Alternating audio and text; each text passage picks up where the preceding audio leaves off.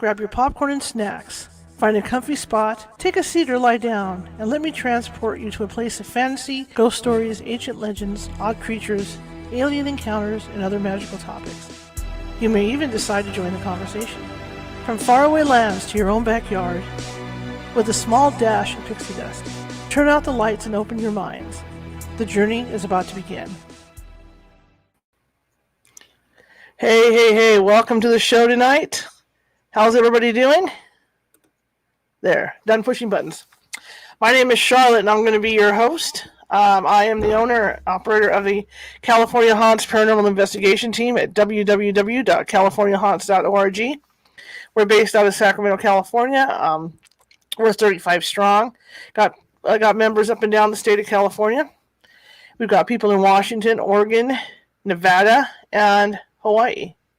Anyway, it's good to see everybody. I hope you're all having a good evening. I know I am.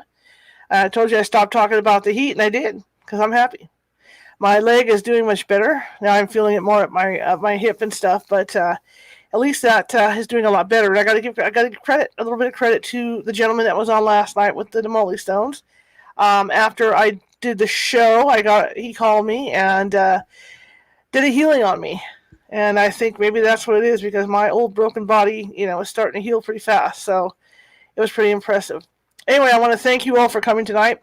You can find the California Haunts team at www.californiahaunts.org. And you can find this show at www.californiahauntsradio.com. Our guest tonight, Dave Barnett, a.k.a. is Dave the Mystic, came on last minute for me. I'm real excited to have him. He was scheduled to be on next month. But Jennifer Wallens, who was supposed to be on this evening, she had some real bad weather back east, and it knocked out all her internet and phones and everything, so she could not do the show. So I went ahead and emailed our guest tonight, and he graciously said he would come on last minute, and so I'm really, really, really, really indebted to him for that. So anyway, like I said, starting next month, we're going to be going 4 days a week with this show. It's going to be a Monday through Thursday show. So I hope you guys look out for that, and hopefully we can keep getting some really cool guests coming in. I keep saying hopefully. I don't know. I'm hopeful. Anyway, thank you guys so much for tuning in, and without further ado, let's talk to our guest. Hello. Good evening. How are you? Fine. How are you? Doing good. One little correction. I'm Dave Barnett, not Bennett. Oh, I'm sorry. That's okay. I'm horrible with names. I apologize. Dave Barnett. No, I misread the thing. I apologize. Dave the Mystic. I got that part right. Yeah. So DaveTheMystic.com is the website, so it's easy to find me online. Fantastic. You know what? I want to thank you over and over for coming on tonight, because I know it was last minute. Oh, no problem. I had a gap, so it worked out just fine. Fantastic. Tell us about you. I know you're a special guy. I mean, you're real smart. You're like the guys I used to date. You're like the one guy I dated in high school. Real smart. But tell me about you. Sure. Well, my woo-woo friends joke about me over the past 10 or 15 years of being Clark Kent and Superman, because I have a successful career that I've pretty much finished up now as a rocket scientist. I'm an electrical engineer. I worked at Lockheed, Boeing, worked for consulting companies in Texas associated with NASA. I did all that, but starting in 1983, after a wonderful event at my 10th high school reunion, where I met a guy who he beat around the bush when he found out that I'd become an electrical engineer, and it turns out he was kind of embarrassed, but he has a special gift, and he can modify electronics in a big way. Every time he tries, he gets an effect. He can stall cars in traffic. He can scramble marquee signs on hotels. He showed me that he could lower the output power at the FM radio station where he was working as a disc jockey. And although I was open to mystical phenomena, it really forced me to return back to Denver, where I live, from Wichita, where I grew up, and dig into it. There are a lot of big questions there. I felt like the big hands had come down and kind of encircled me and said, we're going to give you a demonstration in your field of expertise that you can obviously see can't be faked. And what are you going to do with that knowledge? And so in 1983, I very much got on the bandwagon of taking psychic development classes, taking energy healing classes. I took Therapeutic Touch at that time, and I've taken 7 or 8 more since then. And also channeling and working with Ascended Masters. And that just kept moving forward and forward. And I had an intense period of study and development from 2003 to 2007 when I had some Air Force research and development contracts and I didn't need to work a day job. And again, the voice came in my head and said, you have all the time you need, all the money you need, go learn everything you can about healing. And so I used those 4 years to great advantage and learned a lot of modalities, and a lot of gifts really started showing up, such as working with past lives, doing things like the energy and entity clearing that I do, other things. So I felt very honored and almost humbled by what the spiritual plane sent my way and sort of expected me to bring into the world and offer the world. So I've had 2 careers now, and I really feel like I'm getting full time into the second one over the past couple of years. There you go. When you first started to experience things, did it shock you? It was done piecemeal. I've had incredible demonstrations of one-off things by the spiritual plane. One of my favorites in terms of if they're going to demonstrate something to me, how cool is that? I really work a lot with parallel universes, even when I'm healing. I find that people have parallel existences, and those existences can be living in dire straits and reach across the veil and affect the person here. And when people say, well, how do we know that they're there? I've experienced a parallel universe, and I'll tell you how it happened. My wife and I were invited to go to an art gallery on a First Friday event, which says that they're open for sidewalk strolling from 5 to 7. And the friend of mine who was the artist, she's also an intuitive. And so we went down to this storefront. It's in an outdoor mall. And my wife and I showed up about 5:30, walked in. Sure enough, we saw Sophia's works hanging, and she was one of 3 artists being featured. We looked over her stuff, but no Sophia. Looked over the other artist stuff, still waited for Sophia to show up. Snacked on the carrots and celery sticks, and we noticed that the owner was sitting over the table to one side with a young guy taking photographs of all the guests. So we would have to assume that we were in some of the photos. After 45 minutes, we gave up and said, well, maybe Sophia had a personal emergency, and we left. And that night, I sent her an email and said, it's pretty cheeky of you to invite us to your gallery showing and you don't even come. But several weeks later, she writes me and says, Dave, I found your email very interesting because I was there in the gallery the whole time.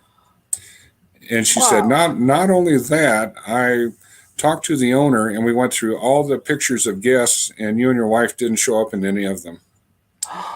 So we were in a parallel universe that was almost identical, except Sophia wasn't in ours and we weren't in hers. And we had witnesses. We had a camera witness. We had my wife as a witness. So it wasn't just Dave imagining it, saying, oh, wow, I think I kind of stumbled into something. No, we had 2-way witnesses that we were in a parallel universe and it didn't coincide with Sophia's. That's fascinating. Absolutely fascinating. So I've had lots of events like that in my life that, I look back and I can see the logical pathway of the stepping stones to get me to this point. But if you pointed it out in 1983 that this is where I'd be today, I would have run from the room screaming because the stuff I do, the places I go when I journey into the spiritual plane, energetically, the ETs I work with, all these types of things would have been totally foreign to me back then. And I needed to do it incrementally.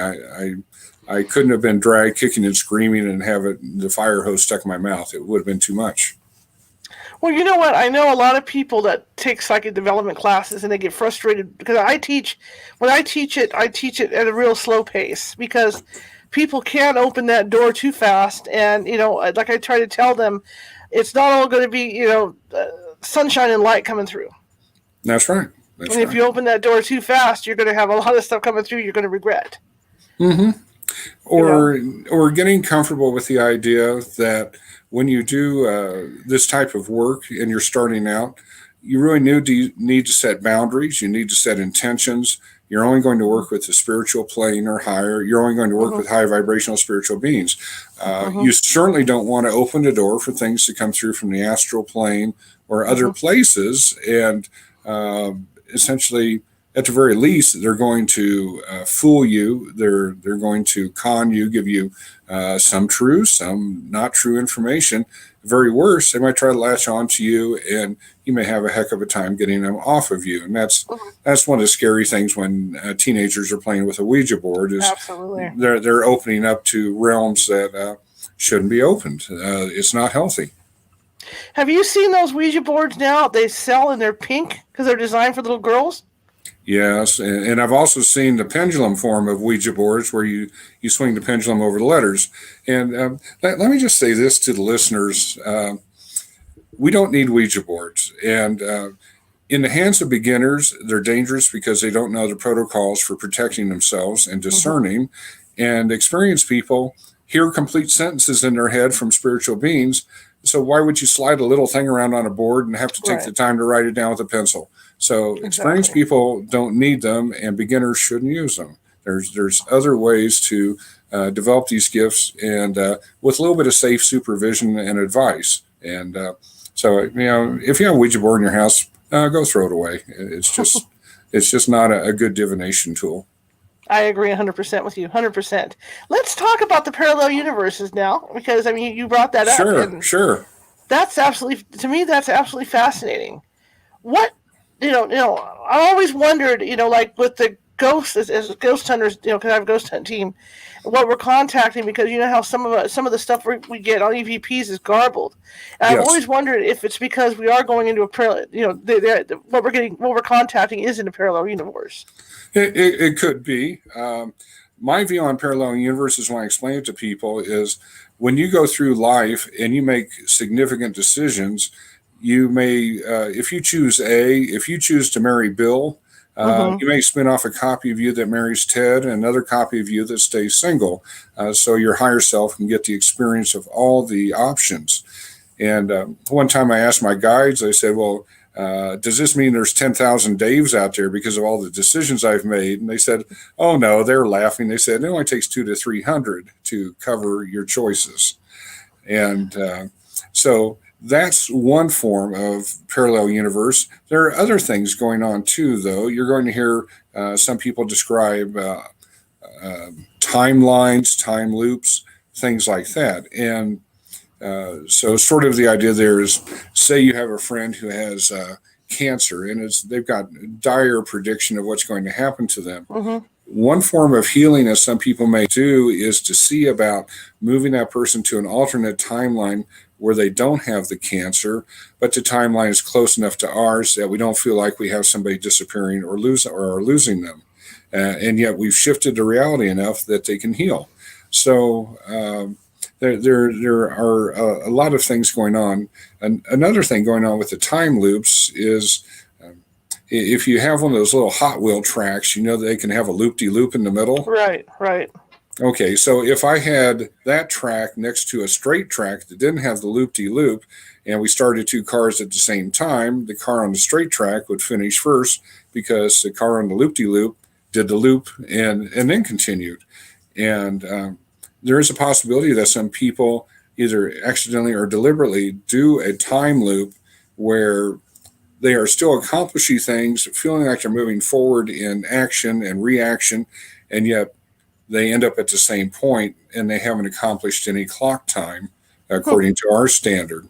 And so there's a possibility that some people occasionally hop on one of those accidentally, deliberately, who knows, and they may have some extraordinary experiences that they can't puzzle out very well. Is that why we might run into our doppelganger? Yes, that's one of the reasons. I've seen mine. That was another one of my extraordinary experiences. I was with my wife and daughter, future son-in-law, and his family. We were in Las Vegas in the Luxor casino, and we were on the upper part in the atrium, and we were waiting in line for the standard tourist thing in one of the 3D shows, and they're just trying to open the door, and I look, and about 30 feet away, there is my doppelganger. There is identical Dave. Same clothes, same glasses, same straw hat, everything. And I couldn't get out of line to go talk to myself. It was very frustrating, and I never saw that again. But I did check with several mediums who I trust their talents and skills, and I said, did I really see a copy of myself? And they'd listen, and I'd say, yeah, we had an overlap of a parallel universe that was so close in vibration that, yes, you did see yourself, and it will probably happen again. As far as I know, it hasn't, but it could. I saw mine. I must have been about 12 years old. I think I was in an airport in France. Uh-huh. And I saw mine. I couldn't do anything because my family was with me, but I definitely saw myself. Yeah. Dressed the same way, the whole ball game, like you talk about. Mm-hmm. It was an incredible experience. Yeah, it's it makes you sort of stand back and say, what is going on here? I'm not sure how to process this concept. It would have helped if I could have gone and spoken to him, but maybe the circumstances were deliberately set up so that I couldn't, because maybe there's one of those things that comes out of Star Trek where, there's a distortion in the field and you don't want to, touch or something, you Right. might blow up the neutrinos or something, one of those. Well, there's also that legend in Europe, I forget what country it is, that if you look in a mirror and you see yourself looking over your shoulder, Okay. then death is imminent. I haven't heard that So- one. I guess I've never seen anybody looking over my shoulder in the mirror Me yet. neither. I don't want to see anybody looking over Yeah. my shoulder in the mirror. I have no Yeah, desire. well, we were talking about Ouija boards, and you bring up mirrors. Right. Mirror gazing is another one. When people do scrying, and SCRYING, it's the root word for describe, to write. Scrying is looking at crystal balls, but it's also mirror gazing. And both of those, again, you need to have discernment and set boundaries, because just Right. like Alice through the looking glass, if you mess around with mirrors and you start playing with magic on them, you can open doorways into other realities that allow things to come through that won't be pleasant in most cases. Absolutely.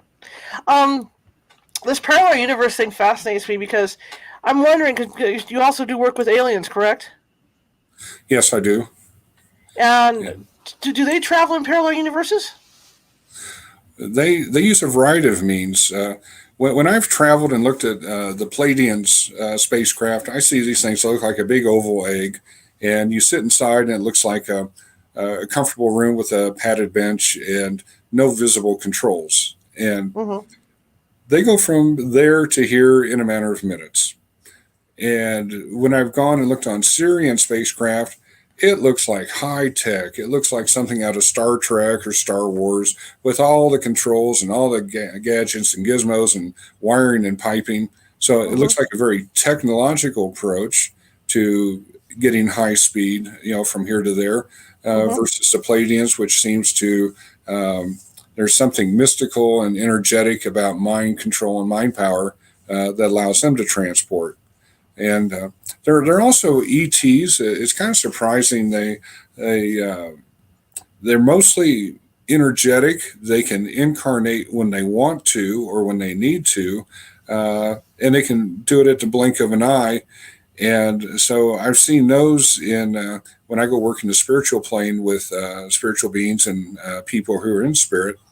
I run into ETs there, and it's because it's just a different vibrational level. And these ETs, who are mostly vibrational and not incarnate, can pop in and out of, quote, what we call our heaven. And when I first discovered that, I really had to think about it for a while, because I was raised in a household where my dad was an engineer plus being an Episcopal priest. And, you don't realize how much culture you have, that heaven is our heaven, our people heaven.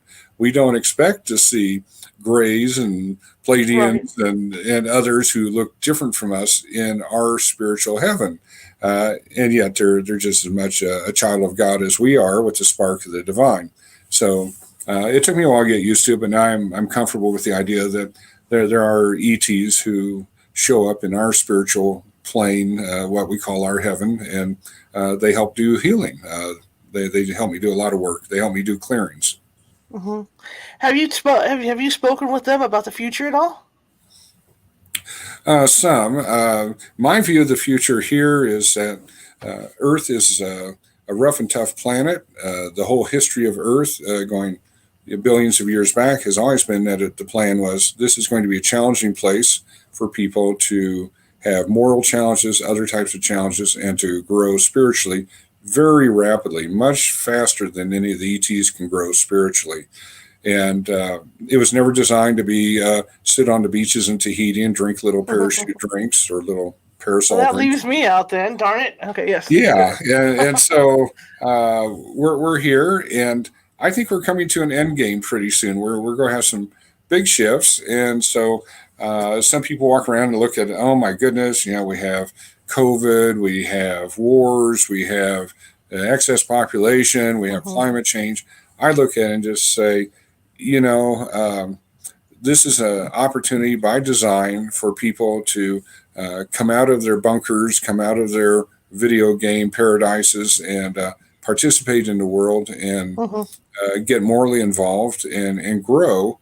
And I tell people it's kind of like the sorting hat in Harry Potter. You're going to self-select whether you're going to Slytherin or Gryffindor, and I think we're coming up to that decision point pretty soon. You know what was so fascinating when everybody was on lockdown was how clean everything got. How clean the rivers and streams got. It just and the animals came back to take over what they had before. Yeah, I mean, you look at Venice without all the boats and the tourists and everything. The water's cleared up. They got a lot of marine life in there they hadn't seen for a long time. Yeah, a lot of cool things happened. There's just an awful lot of people out there who think that the little elves and fairies come out at night and clean up after them and pick up their stuff. And I'm particularly disappointed in a couple trash disasters, and one is a lot of the homeless encampments. They've closed some down here in Denver because they become rat infested, and they're needle stockpiles. And the other one is all the people who sneak over the border from Mexico. Whatever your thoughts are on that, they leave a trail of trash behind, and it's horrific. So there's things like that. But the oceans are full of all the plastic and all the netting, and they're starting to come up with machines now to scoop that up and process it and turn it into raw plastic stock again. So that's a very positive sign. This oil spill is disappointing, but I think they'll corral that pretty quickly. And there's a lot of Native American legends about about the future too, where the animals are going to take the Earth back at some point. Yeah, well, there's always Planet of the Apes too, right? Hopefully not those animals, but yeah. That would be scary. That would be definitely scary. We don't be in a zoo. How cool is that? Yes, we don't need baboons with guns. No, thank you. No. But yeah, I don't think that's quite what they meant. But yeah. So who knows? Because it seemed like I said, it seemed like with COVID, people got to look at what the world could be. Yes. Yeah. Going back to parallel universes now, like you said, there could be 300 of you out there. Yes. Does that intimidate you at all to think that there's that many Daves running around? Not really. Let's see. Is the audience seeing this, the video too? Yeah. Okay, so I can hold up my hands and show things. Yes, go for it. Okay, so let's pretend this is you, your soul flying through the universe. You have this sort of ring of wingmen flying with you in your parallel lives, and you also have a cloud of lives in your past lifetimes. I view past lifetimes as still ongoing. I think they're moving forward in their timeline just as we are, and I'll explain the experience I had with that to help me justify that. Sure. And you also have a cluster of future lives in front of you, so it's kind of like you're flying in a big cloud of a swarm of different facets of your life, gaining experience in doing all this. And your mind was blanked when you were incarnated and you were born, and it's sort of up to you to have spiritual experiences so you recover that knowledge of your relationship to the universe, to the creator, and also what's going to come along with that is your knowledge of all these other lifetimes that are surrounding you and enhancing your experience and doing great things for your higher self to gain experience. Cool. That makes a lot of sense. I'll tell you about the past lifetime. Go ahead. So one time I'm meditating and they said, Dave, we're going to take you to one of your past lifetimes. And it's a little Hindu holy man out in the woods in India. And it's 7 or 8 centuries ago. And his name is Sri Ananda. I said, cool. And so they dropped me down and I'm walking up this little forest path between a row of trees. And there's a little campfire with a little man by it and a little hut. And I walk up and I said, oh, so nice to meet you. You're Sri Ananda. You're one of my past lives. And he busts out laughing. He goes, no. He said, you're one of my future lives. Whoa. And it's like, okay, that's what clicked for me, is that those lifetimes are ongoing just like ours. A beautiful analogy for that is, let's say that your whole life path for your soul looks like a river with a whole lot of twists and turns. And your lifetimes are like on little boats at various points on the river where none of the boats can see each other. But if you get lucky and you find somebody with a hot air balloon to take you up, you can look down and you can see all these little boats at the same time, and you realize they are all moving forward in their own timeline, doing their thing for their lives. It's very interesting. Very interesting. I wanted to ask you, since you've been doing this work, and I've noticed it the past 4 or 5 years. See, I have a thing about the TV shows because all they show are people that are having negative entities in their homes, or it's always a negative entity somewhere. Yeah. So the phone calls we get are people that believe that whatever's in their house is negative. Have you seen an increase in negative activity? Oh, yeah. In the past, 2012 was a major turning point for the amount of clearing work I've had and the number of entities that I find when I go through my worksheet doing the clearing. And so that's a major bend in the curve upwards.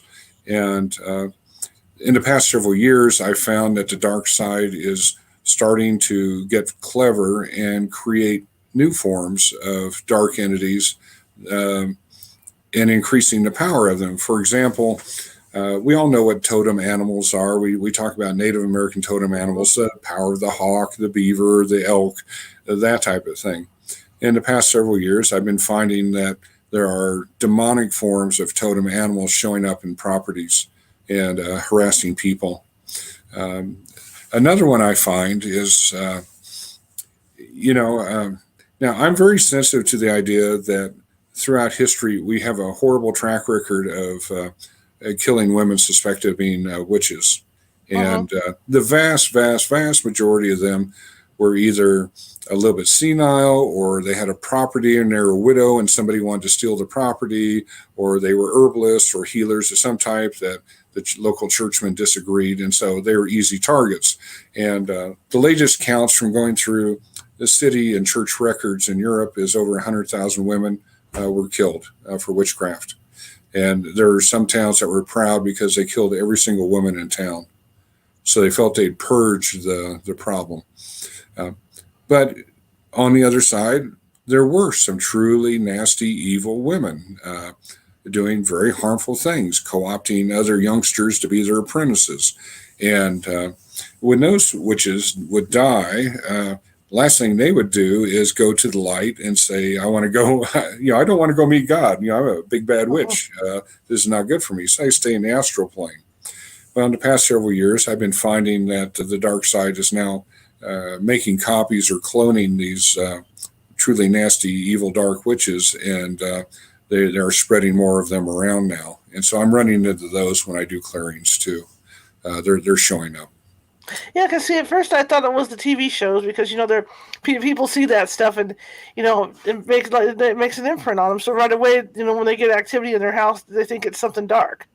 Mm-hmm. But there's just so much of it coming up that you can't deny it. There's just so many reports of it. Yeah, when I talk to high spiritual beings and talk about what was the original concept for the planet, and they talk about this consciousness that was created to provide evil for the planet, and it's supposed to be Uh-huh. limited. And if we just say there's an imaginary gauge that says how much evil is there here, the answer originally by design was somewhere around 3%, whatever 3% means. Um, when I go and check with the spiritual beings I work with now, they say, gosh, it's up around 30%. And we're trying to get it back down. It is the amount of evil on the planet is much greater than was ever designed to be here. Now, does evil have a role here? Absolutely. I like one of the Joseph Campbell statements where he says, and he borrowed it from somebody else, that evil provides the rungs on the ladder for us to push against when we climb to the light. Uh-huh. It gives us a challenge. It allows us to grow. And one of the funny things that some people who have some extraordinary spiritual growth processes have is they think they've grown up to here and Uh-huh. they find out the dark things are now at this level. Uh-huh. You know, you don't get to climb the mountain of spirituality and sit on top and say, oh, look at all those poor people down in the jungle, they're really suffering. No, when you're at the top of the mountain, there's going to be dark things at the top of the mountain. They're going to challenge you at your level of understanding and spirituality. You don't magically escape it by going up. The Dalai Lama doesn't magically have, the lack of evil around him because he's functioning at such a high level. Uh-huh. He has challenges that are commensurate with his level of functioning. And that's true for everybody. Well, I was going to say, I mean, going through life, don't we need a balance of good and evil? Yes, we do. And one of the fundamental things, and this has happened, and it's been in a lot of fiction books, the idea, let's pretend that we had no evil on the planet, and we had a spiritual community, and outside on the wall of the compound, it said, folks, it's really easy. There's only two rules here. One is you need to wear a hat in this community. We think that that's a respectful thing for the creator. And number two is you need to wear a dot on your right hand, and that just indicates that you're following the spiritual rules here. Nothing else. Nothing else. Uh-huh. There are going to be people who show up there, and over time, they're going to start finding ways to discriminate and say, well, I know you're wearing a hat, but you aren't wearing quite the right hat because it's come to me that the hat we should wear has black and white stripes on it, and you just have a plain one color hat. And oh, by the way, the dot on your hand should be red. Yours is brown. You're not in compliance. And you say, but I am in compliance. The sign only said wear a hat and have a dot. I'm in compliance. And people will take that lack of structure and rules and turn it into more and more sophistication of parsing down things. And if you need any evidence of that, look at all the contradictory rules on vaccinations, with COVID and all the different theories and how many people get slammed because, oh, you shouldn't be posting online because, you don't understand. It's that type of parsing that says, we really need a separate external source of evil so that we can unite on condemning it and working against it rather than having to come up with some type of discriminator that says I'm better than you and allowing the ego to come out. Absolutely. I was just going to say, do you think the atmosphere in the world right now, with all the fighting amongst everybody, like you say, these opinions everybody has, is that creating even more evil to come in? We're opening the door for it? Oh, yeah. Dark entities feed off of the dark emotions.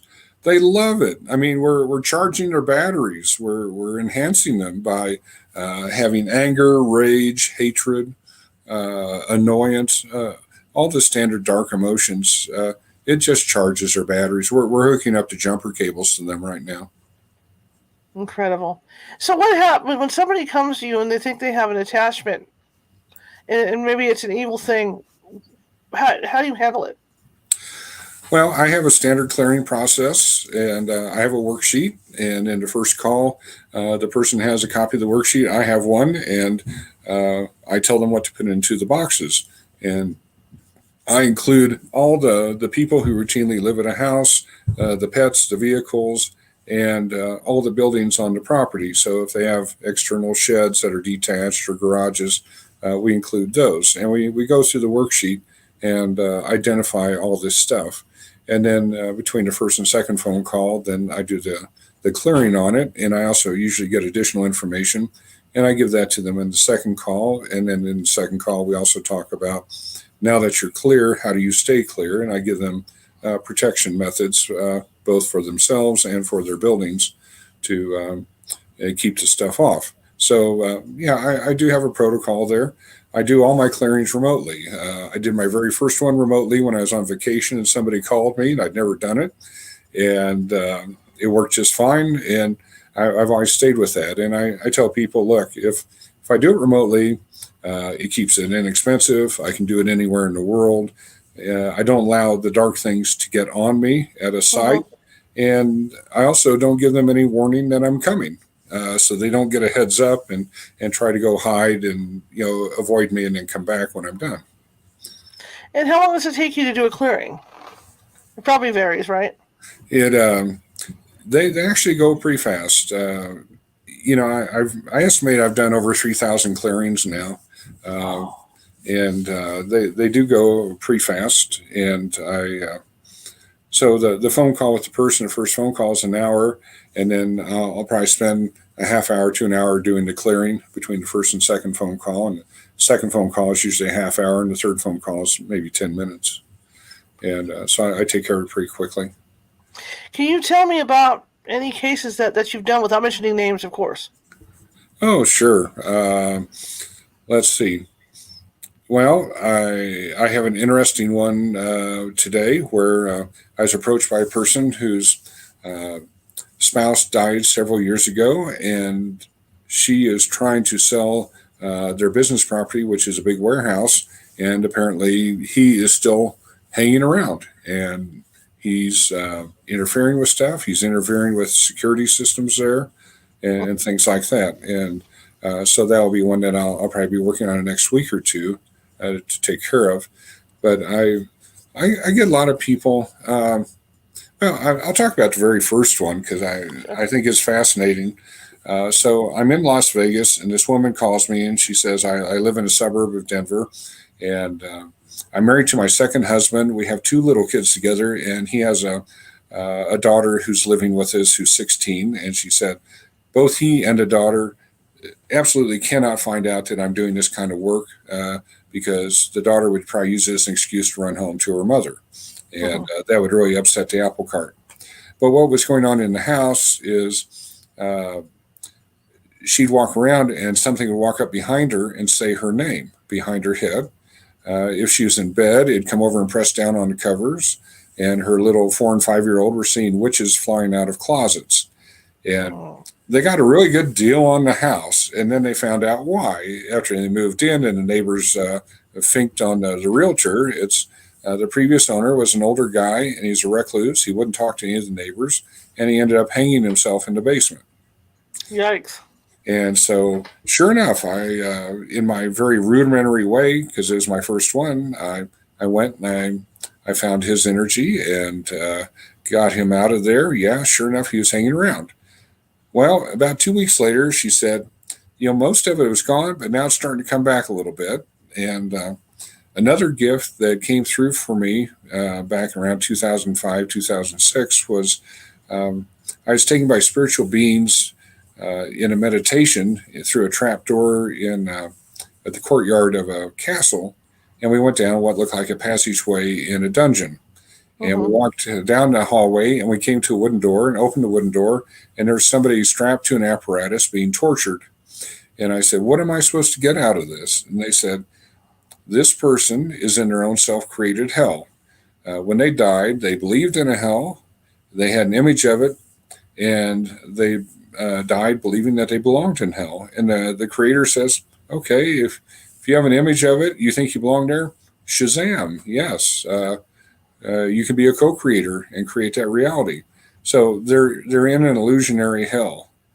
And they said, we want you to develop a protocol for getting these people out of these illusionary hells and getting them back to the spiritual plane where they belong. And so I cleaned up this person and put them in a fresh robe, took them into a conference room that I just created through mental power to the side. And we sat and we explained the reality of it to them. And then I put a torch on the wall and I said, well, take the torch, go look through that doorway and see what you see now. And they opened it and it was just a void. There was nothing out there from where they'd come from. And so then they understood that it was an illusion. And then we had them escorted to the spiritual plane. I did a little ceremony to reunite them with family and friends and make sure there was forgiveness for anything that they might have done to other people that they were fearful of. And I've been doing that type of thing ever since. I found it's also true for people who believe that there's a limbo or a purgatory, and moving those people out of those realms, because that's what they expected when they die. So it happened. So that's a little segue. So going back to this clearing, I found that this guy that hanged himself had put himself into his own hell. And out of that hell, he was still connected to the house in a strange, energetic way. And so I got him out of that hell, and I got that connection taken care of. And the next time I talked to the woman, she said, it's wonderful. She said, everything's gone. The house feels great. And that kicked me off on my career of doing clearings. So I find a lot of strange things. I find ET bases. Recently, a house where they're having a lot of problems with electronics and other things. I found that there's a little a miniature ET base on their property. They had like 20 or 30 acres, and there's like an underground garage that would hold one spacecraft and a number of ETs. And they didn't seem to appreciate the fact that their energies on that property would affect the people living on the surface and doing things. And it was really messing with the house and with the people's energies themselves. And so I got some other ETs at a very high level that I work with to come down and help them move on and clear out their stuff. And so that comes out occasionally in clearings too. That brings to mind Skinwalker Ranch. I mean, with what's going on there and the high EMF levels they have that they'll pick up on and they disappear. Then then they're there, then they disappear. Yeah, I'm aware of that. I haven't, just sat down and watched the shows endlessly. So I know there's a lot of energies there. Some of those things, between some of the the explorers, the people who go in and do ghost hunting and stuff like that. Some of those TV shows have enough energy that I've had to do clearings where entities have come through the show into people's houses. And just because the energy is so strong. And I've also seen it occasionally off of the internet when people are looking at stuff on the internet that's paranormal, and they'll get entities into their house that way too. So I'm careful and selective about what I watch on TV. I quit watching horror movies in high school. I think there's sort of some desensitizing energies there that some people might do things as perpetrators because they are desensitized from having watched too much of that stuff. Well, I've been to movies where I know, where I'll have an empty seat next to me, and it might be a movie about, like, say, The Others, right? Yeah. Mm-hmm. And I've known where I could feel something sitting next to me that's not there. Yeah. Mm-hmm. And I think they like to check out those movies. Well, again, what's the audience reaction? Fear, startlement. What are they doing? They're charging up their batteries off of you. Mm-hmm. And they may also, in some cases, if they're earthbound spirits, they may be looking for people who have a compatible energy to slip into. There's a lot of earthbounds who are addicts or addicted to something, whether it's alcohol or drugs or whatever, and they go to venues where they can find those people. So a lot of bars have earthbound spirits of people who are drinkers. They're hoping to find a match. They get into their field, and if the person continues drinking, they enjoy it vicariously through them. And so you also find a lot of them at AA meetings. And why do people fall off the wagon after an AA meeting? They may have an earthbound around them that's saying, let's go drink, let's go drink, let's go drink. And they find it too hard to resist the temptation. Is that kind of like the old wives' tale your mother would tell you about having the good guy on this shoulder and then the bad guy on the other shoulder? Just a tiny bit, but the earthbounds themselves, a lot of cases, they're going to view themselves as harmless, but they aren't necessarily harmless because they are draining your energy. Um, I respect people who do ghost hunting, and sometimes I'm called in because, and I do it long distance, because some of these earthbounds start getting protective of properties, and I've had a couple where they're either tripping people on stairs or pushing them downstairs because they either think they own the stairwell or they think they own the building, very old buildings, and we have some gambling towns here up in the old mining towns, and there are a lot of earthbounds wandering around those towns doing things. Some of the casinos have videos where the casino was closed at night, and you see the slot machines being played, and dishes being thrown around. And medium friends of mine say, yeah, when I look at that, I see a bunch of old miners in there that are still hanging around. They come out at night. Yeah. Why not? Why not? Party time. Yeah. That's their heaven. Being out there at the slot machine. That's funny to think it's a miner playing slots. Mm-hmm. Some old grizzled guy. Let's talk about heaven. And you kind of talked about that a few minutes ago about people's vision of heaven. Is that what happens when you die? I mean, like the different religions. Sometimes, you're met by your loved ones. You cross over. You have to go that, through that judgment thing. Where you see your life pass before you. Yeah. And all that. But is that what really happens? Or is it like you say? Is it something like I believe in a heaven, so therefore that's where I'm going to go? Yeah, your view of what the afterlife looks like will greatly influence your initial experience going to the heavenly plane. And a lot of people are used to these stories, especially from near-death experiences. Well, I saw a light, I went through the tunnel, I did this and that. I knew if I went all the way through the tunnel, it would cut the silver cord, and that would mean that my body would die, and I'd be going on. But the common experience for a lot of people is you go to the spiritual plane, and it looks good, and over a period that could be days, weeks, months in our calendar time, you repeatedly visit what's like the super man cave of video, where you get to look at your life in review and sort of go back to the original plan you had before you incarnated and say, how well did I do? Did I accomplish these tasks? Can I check off the boxes? Which ones don't work?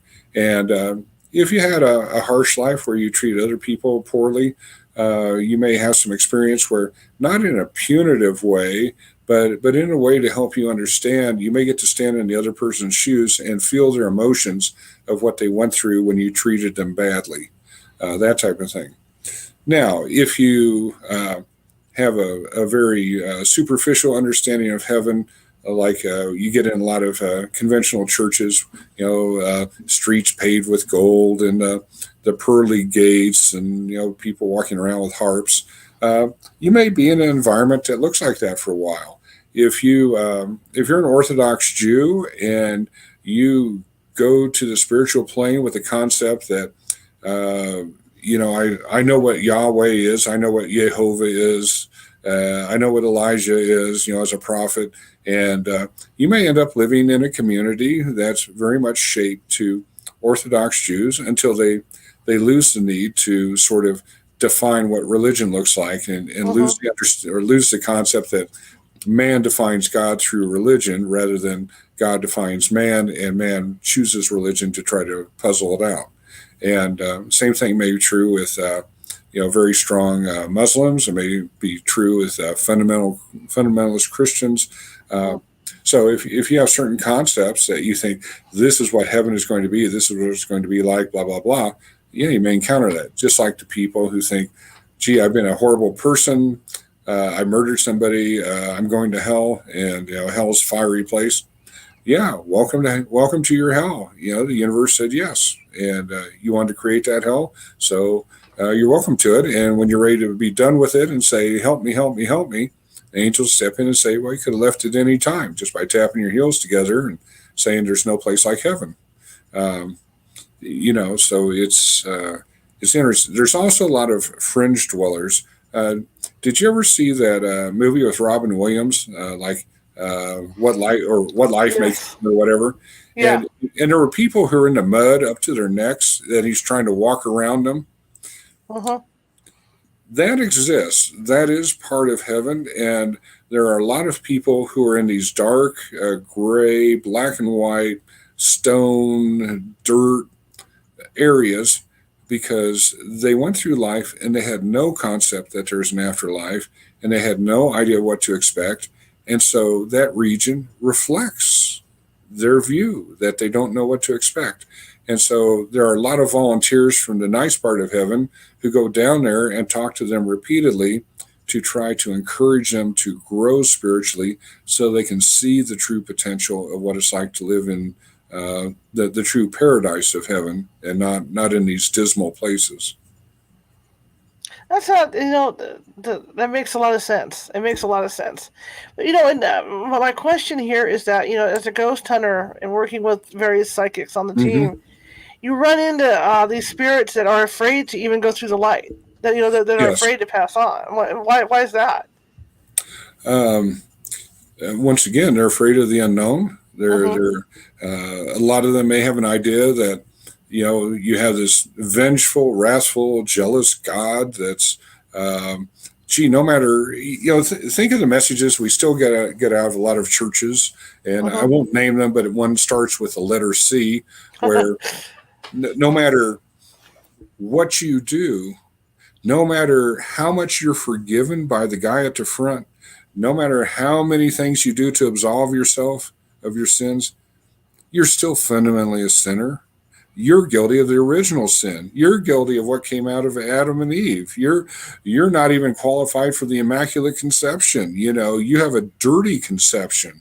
All these things, and so you take that fear of God, with the old time meaning of fear rather than respecting God, but truly being fearful of God, and you apply it to people who died in the Old West. Um, a lot of them are going to be reluctant to, they say, gosh, I drank, I used prostitutes, I screwed around, I had a good old time. And I was told I was supposed to fear God. Well, yes, I do fear God, and I can't go there. And so they are going to be reluctant to be escorted no matter how persuasive you are. And so I'll just tell you frankly, when I used to negotiate with these earthbound spirits when I first started clearing, and I kept coming across the same mundane stories over and over and over about their backgrounds and their concerns and fears. And I finally got to the point where I have a fairly expedited system for just moving them to the spiritual plane. And I justify it by saying, if I came across a homeless guy laying in the ditch and he was blotto and looked like he had some serious health conditions, I wouldn't negotiate with him and say,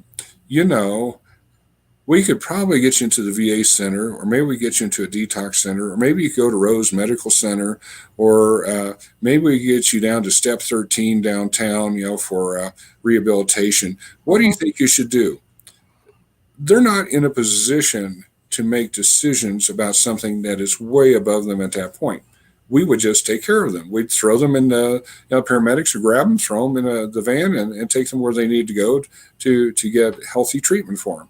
And I kind of view that as the same way. That's how I see earthbound spirits. They missed a boat. The white light came when they died, and they said, "Gee, I don't know what that is, but that train isn't for me." And if they are that confused about what spirituality is, then I don't feel an obligation to give them a chance for informed consent to go. It's time to get them back into heaven where they belong. Uh-huh. And Absolutely. so I just move them. Now, when somebody dies, when they first get to their heaven, is there an adjustment period that they're going through? Yes, and it can vary in length and it can vary in intensity. Um, say somebody is crossing the street, just out of the dark, boom, a truck just creams them and they're dead on the spot. They're dead right there. Um, and they didn't see it coming. There's no expectation, no chance for preparation or anything. Mm-hmm.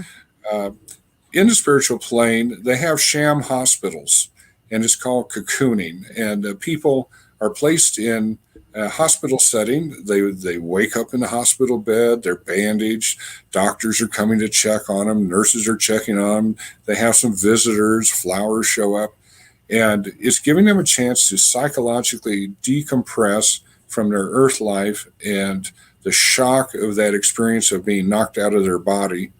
And this process may be allowed to go on for a day, 2 days, a week, a month, 3 months.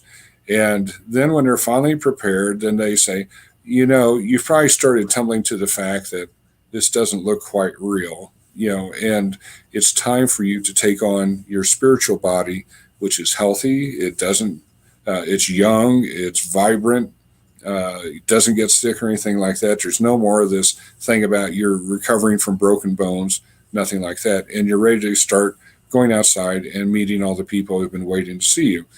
This is one of the reasons that somebody say they lose a child and they immediately go to a medium, after the funeral and say, I want to connect with my child. And the medium says, they're not available.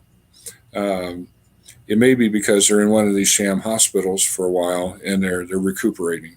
And so they're not ready to communicate. Okay, that's what I was wondering that. So I know you talk about Vegas. So one of the questions I like to ask people is, let's say you're in Vegas, you have an office on the Strip, and there's some other, there's the stage psychics or whatever you want to call them, they have offices too. How do you convince people to use your services instead of theirs? Well, it's I would say number one is who are you comfortable with, but it's also nice to get referrals. Something I do a lot. There's a guy who died a few years ago. His name is David Hawkins. He wrote a lot of books, and one of his really classic books is called Power versus Force. And in it, he has a number scale called the Level of Consciousness Scale. And he wrote that book and created that scale so the average person out there could do muscle testing on their own with a pendulum or however to come up with a level of consciousness for other things that they're considering, whether it's getting a reading, going to a seminar, going to an ashram in India, anything like that. Buying a car, is this the right car for me? And I use that extensively where I muscle test on my hands, kind of like this, where my finger either sticks on my thumbnail for yes or true and slides off for weak or false or no. And so I use that scale, and basically I use 280 out of 1,000 for the yes threshold. And if I'm going to get a reading from somebody, I want them to test at 330 or above. But I've even gotten a little bit finer. So I check the level of consciousness of that person. I check what is the highest level of consciousness of that person in the last 90 days, because I see this as being a dynamic number. David Hawkins thought it was static, but I think it's dynamic. I think your number goes down when you go to Walmart, and when you're sitting at home meditating, it goes up. So I want to know their current value, the highest in the last 90 days. And then the third one is I ask, what is the level of consciousness for them providing a quality reading for me? I mean, they could be 400 on their level, and their quality of their reading for me is 250. And it's like, there's just not a fit there for some reason.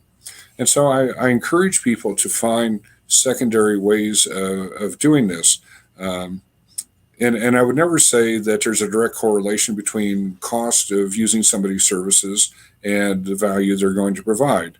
I know some very humble people who charge wonderfully low rates, and they're just top of their game in terms of mediumship or trance mediumship or channeling.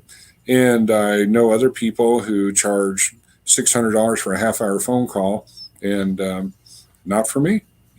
It's my price for clearing isn't very high. Back when I was first doing this, I charged $60 for a clearing, and I ran into a young pup at a metaphysical bookstore, and the owner said, "Dave, you want to meet this guy?" And I'll just call him Jim, just for convenience. And I get talking. So, Jim, you do clearings? Oh, yeah. And we talked for a few minutes, and I said, how much business do you do, and what do you charge? And he goes, Well, I think I'm very fair because I only charge $1,200.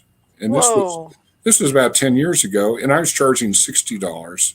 And he was clearing maybe 1/4 of what I had on my worksheet. And so, it's all over the map. Some warning signs for clearing is uh, the universe likes to attack hubris on people using their spiritual gifts. And this applies to healers. If I go in to see a healer and I describe what I have, and they say, I know one system, the system works on everything and it will help you, it will cure you, I'd run out of the room because the universe has a way of slapping people down like that. There is not one system that works on everybody. It's highly dependent on your internal core beliefs about what is effective and other factors which you aren't aware of.